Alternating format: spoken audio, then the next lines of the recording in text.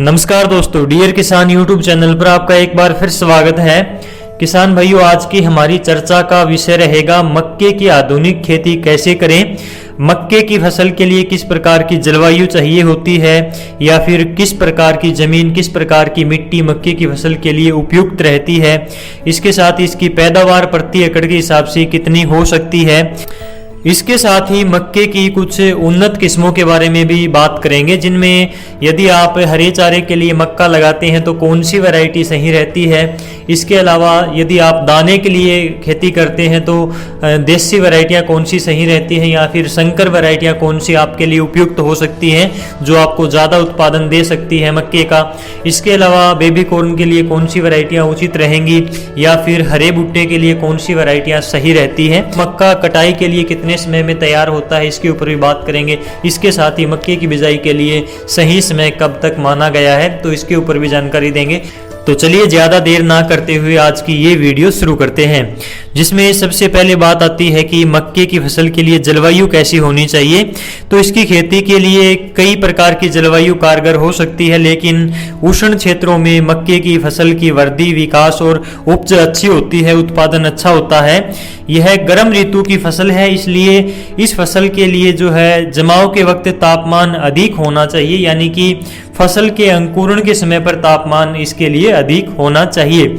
और इसके लिए यदि हम उपयुक्त मिट्टी की बात करें, जमीन की बात करें, तो मक्के की फसल को लगभग सभी प्रकार की भूमि में लगा सकते हैं, लेकिन इसकी अच्छी बढ़वार और उत्पादकता के लिए दोमट और मध्यम से भारी मिट्टी उपयुक्त मानी जाती है। इसके अलावा भूमि में पर्याप्त मात्रा में जीवांश और उचित जल निकास का प्रबंध होना चाहिए, तो इसके लिए ये मिट्टी ज़्यादा उपयुक्त हो सकती है, अच्छी हो सकती है। इसके अलावा इसकी यदि पैदावार की बात करें तो मक्के की खेती आधुनिक तरीके से और अच्छी देखभाल के साथ यदि की जाए तो फसल की काफ़ी अच्छी पैदावार मिल सकती है। सामान्य किस्म से लगभग 45 से 55 क्विंटल और संकर किस्म से 60 से 65 क्विंटल प्रति हेक्टेयर के हिसाब से ये फसल जो है पैदावार दे सकती है।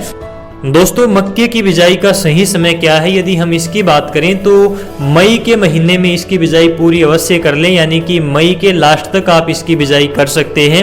उसके बाद में लेट हो जाती है और उसका उत्पादन के ऊपर बुरा प्रभाव पड़ता है।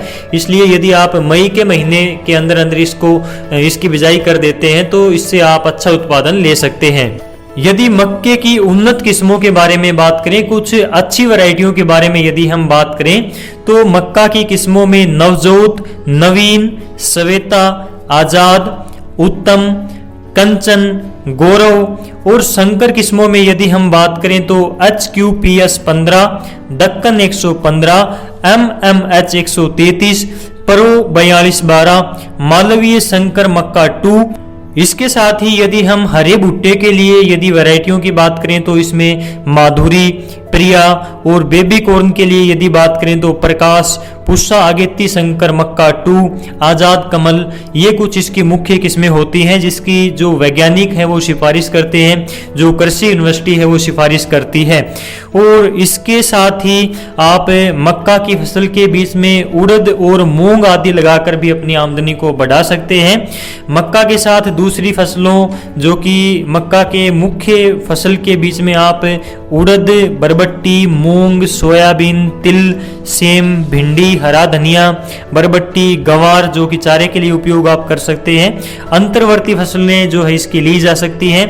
इससे किसान एक समय में एक से अधिक फसलों से मुनाफा ले सकता है।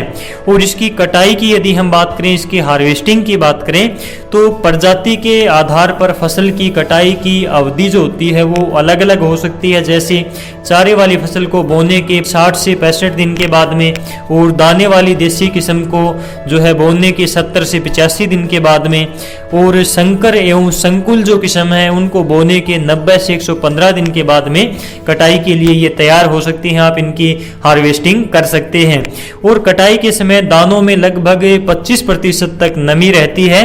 तो दोस्तों इस प्रकार से इस वीडियो में हमने मक्के की आधुनिक खेती के बारे में बात की, जिसके अंतर्गत हमने इसके लिए उपयुक्त जलवायु, उपयुक्त मिट्टी और ये कितनी पैदावार दे सकती है, कौन कौन सी वैरायटियां किस प्रकार से आपके लिए उपयुक्त रह सकती हैं, कौन सी वैरायटियां ज्यादातर उत्पादन आपको दे सकती हैं, ज्यादा से ज्यादा पैदावार दे सकती हैं, और इसके साथ ही आप इसमें किस प्रकार से एक फसल के साथ में दूसरी फसलों की जो है बिजाई कर सकते हैं, तो आप अपनी आमदनी बढ़ा सकते हैं। यदि आपको ये जानकारी पसंद आई हो तो वीडियो को लाइक करें और इसी प्रकार की खेती किसानी से जुड़ी सभी प्रकार की जानकारी देखने के लिए आप डियर किसान यूट्यूब चैनल को सब्सक्राइब अवश्य करें, ताकि हमारी अगली वीडियो आपको समय पर मिल सके। चलिए दोस्तों, आज की इस वीडियो में बस इतना ही। मिलते हैं आपसे अगली वीडियो में कोई और जानकारी के साथ। तब तक के लिए नमस्कार, जय हिंद।